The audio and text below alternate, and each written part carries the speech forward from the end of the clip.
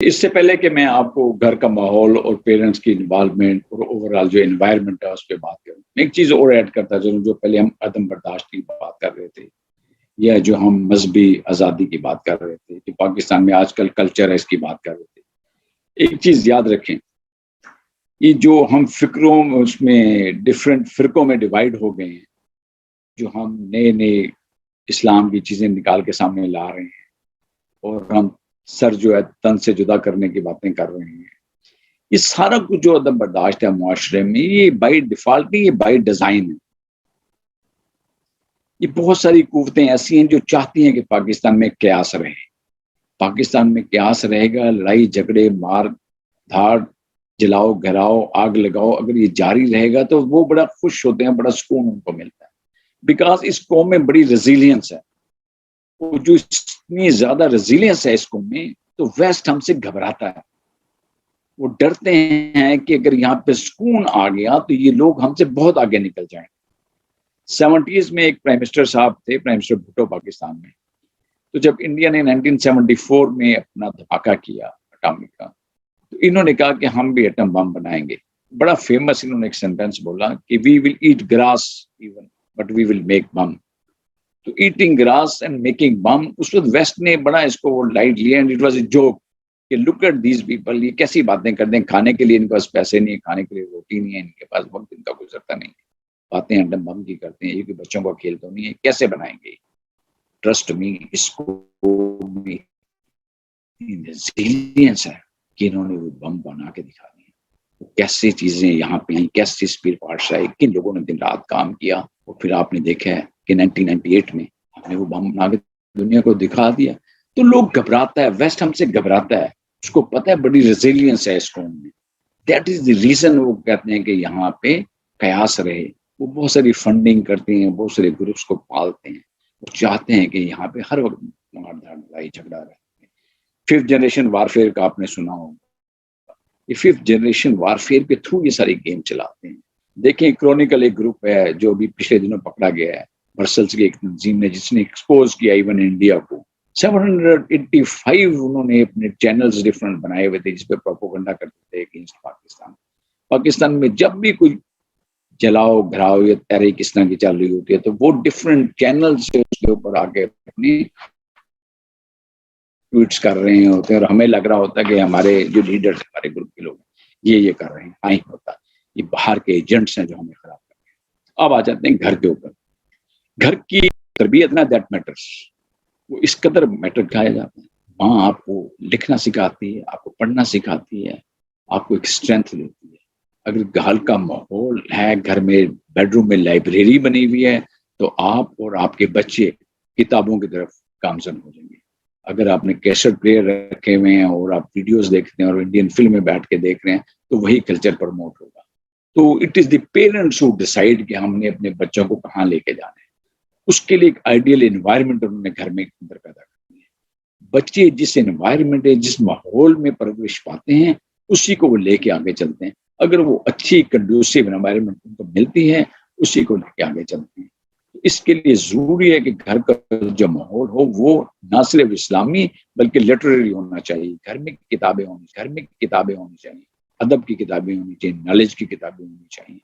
گھر میں آپ بتائیں کہ سکسیسفل لائف کیسے گزارنی ہے. یہ جو ہم نے ایک عجیب پیرنٹس نے بنا دیا نا کہ بچوں کو ہم ہر وقت کہتے ہیں کہ آپ نے اتنے مارکس لینے ہیں، اتنے نمبر لینے ہیں، اتنے گریڈ لینے ہیں. میرا خیال گریڈس لینے سے یا مارکس لینے سے بچے کی تربیت ایک اچھا ہیومن بینگ بنانے کی ضرورت ہے.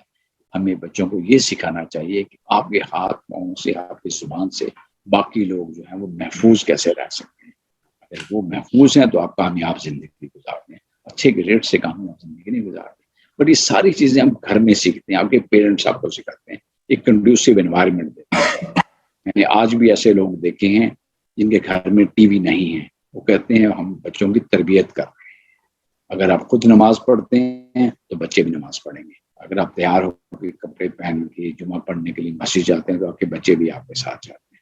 لیکن اگر آپ سوئے رہتے ہیں اور 10 بجے تک 11 بجے تک بیڈ پہ رہتے ہیں تو آپ کے بچے بھی لیٹ اٹھتے ہیں. اگر آپ راتوں کو جاگتے ہیں اور بیٹھ کے فلمیں دیکھتے ہیں اور گپیں لگاتے ہیں تو آپ کے بچے بھی یہی فالو کرتے ہیں. تو گھر کی تربیت نا، دیٹ میٹرز. جس نے وہ کہا نا کہ ڈو وٹ رومنس ڈو، تو جو بچے آپ کو کرتا ہوا دیکھتے ہیں وہی وہ دیکھتے ہیں، جو آپ گھر میں کا ماحول رکھتے ہیں اسی کو. تو ایک کنڈیوسو انوائرمنٹ آپ نے رکھنی ہے، ایک ایسی انوائرمنٹ جو آئیڈیل ہو. اگر آپ آئیڈیل انوائرمنٹ رکھیں گے گھر میں تو آپ کے بچے بھی آئیڈیل ہوں گے، اور جب وہ ممبر آف دی سوسائٹی میں تو entire society will be ideal. تو اس لیے گھر کا ماحول اور جو پیرنٹس کا ہے نا وہ بہت زیادہ میٹر کرتا ہے بچوں کی تربیت. اور اگر میں اس کو تھوڑا سا اور الیبریٹ کروں، اگر آپ مجھے الاؤ کریں 1 منٹ مور. سر ضرور. اگر مجھ سے آپ پاکستان کے پوچھیں نا تو پاکستان کی ٹوٹل ہسٹری جو 74 ایئرس کی، اس میں 3 حصوں میں ڈیوائڈ کرتا ہوں. جو پہلا حصہ ہے 1947 سے لے کے اگر آپ چلیں 70s تک، تو پاکستان کا جو ماحول تھا، گھروں کا ماحول بڑا کنڈیوسو تھا. وہ اتنا کنڈیوسو تھا کہ کسی محلے میں کسی گلی میں اگر کوئی کرپٹ شخص نظر آتا تھا تو آپ کے پیرنٹس، آپ کے والدین گھر میں یہ بات کرتے تھے کہ اس گلی سے نہیں گزرنا، اس بندے سے بات نہیں کرنی، یہ 2 نمبر آدمی ہے، اس سے سوشل بائیکاٹ کرنا ہے. اور اس کو سب لوگ کہتے تھے کہ رشوت لیتا ہے، یہ اس کے پاس حرام کا پیسہ ہے، اس کی اولاد خراب ہو جائے گی. یہ ہم نے بڑا اپنے خود دیکھے، ہم نے یہ کلچر پاکستان میں 70s سے پہلے. پھر ایک دور آتا ہے جو 70 سے لے کے 1985 تک کا، اس میں لوٹ کھسوٹ، مال بناؤ، ڈینڈ گریبنگ، ہر طرح کے غلط کام ہونا شروع ہو گئے. یہ وہ دور تھا جب ہم نے پولیٹیشینز کو لوٹ مار کرتے دیکھا، جب ہم نے بیوروکریٹس کو لوٹ مار کرتے دیکھا، جب اوور آل سوسائٹیز میں لوٹ مار شروع ہوئی. یہ وہ دور تھا جب ہم نے 2 نمبر لوگوں کو اپنا آئیڈیل بنانا شروع کر دیا، جو بڑی بڑی لینڈ کروزرز میں، ویگو میں پھر رہے تھے، پیچھے آگے گارڈ پھر رہے تھے، ہم کہتے تھے آئیڈیل. اور وہ لوگ جو کرپٹ نہیں تھے ان کو ہم نے لقب دے دیا کہ یہ بیوقوف. ہم کہنا شروع کر دیں گے تو پتہ ہی نہیں ہے زندگی کیسے گزاری ہے، تو بیوقوف لوگ ہیں.